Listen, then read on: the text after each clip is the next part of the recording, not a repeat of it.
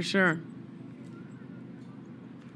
All right, next race we see here is our Women's Masters Club D Quadruple Sculls, our second heat. At the top of your screen, we have CRI in the second lane, and then looks like we're supposed to have Dallas in the third. Mm-hmm. Maybe we're still looking for them. Three Rivers in lane 4, Sammamish in lane 5, Atlanta in 6, and Lincoln Park in lane 7. Yeah, and it looks like we've got alignment with these crews, and based on our other tablet we have, we can see the volunteer going out there on the stake boats.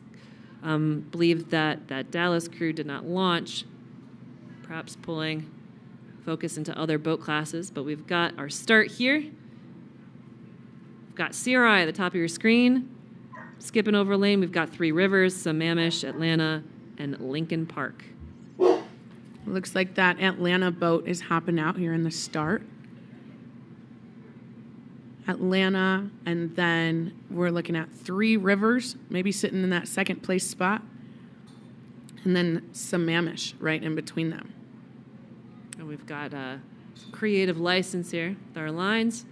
The referees are on top of it, though, so we've got that red shell of Atlanta out in front, so their race finish isn't being interfered with by Lincoln Park. But Lincoln Park's now rowing in that displaced water, which is not to their advantage, so they'll be shifting over. Second looks to be that Three Rivers crew.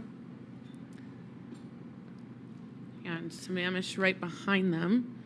And then if we CRI possibly right in front of that Lincoln Park boat, hopefully that Lincoln Park boat has moved into their lane. Maybe they can make a jump at some point here. And I'll say it is the hardest point of the race to steer is those first 250 meters. So once you have the perspective of the lane lines behind you, you're able to use them to sort of center yourself in the lane. Atlanta's doing a fantastic job right now. I believe just looking out from our perspective and the texture on the water right now, the wind is blowing not hard, but just kind of gently pressing all of the shells to the right-hand side a little bit. So that's something to contend with. Yeah. I mean, that's hard in any boat. When I was launch boat, driving for my start marshal yesterday, we got to keep them lined up so they can talk to everybody, but you just need to keep hitting reverse and then going in a drive and turning and making sure that they're, as best as they can be to get those races up and started. Yeah, you wish you were almost more like a helicopter than a car as far as being able to stay in one place. But Atlanta doing a really good job here. They've now got open water over Three Rivers and Sammamish. Yeah, it's looking like we're having some straightness issues, though. We just saw them come back into their lane. Yeah. And the same with Sammamish in their lane, too. I think that they moved over. It looks like possibly... No, we're all good. Everybody's lane is good again. Yeah. Well, Lincoln Park's technically... Yeah. They're sharing a lane. It's a little bit of a head race for them. Yeah. But they're staying ahead of CRI. So, again, if this is the second heat of 2, we're looking for top 4 to advance.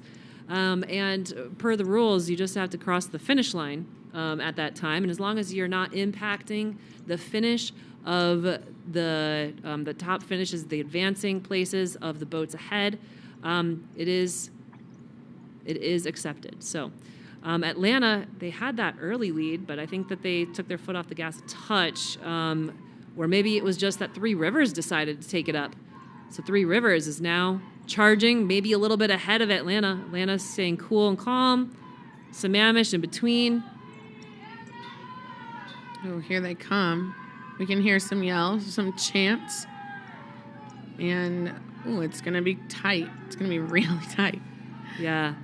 I believe that might been Three Rivers squeaking ahead of Atlanta over Sammamish.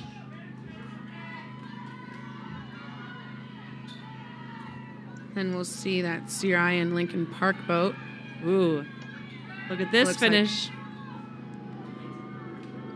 Unofficially, it looks like CRI may have gotten the best of Lincoln Park. Yep. I was thinking that same thing. We'll have to see those official results at Time Team.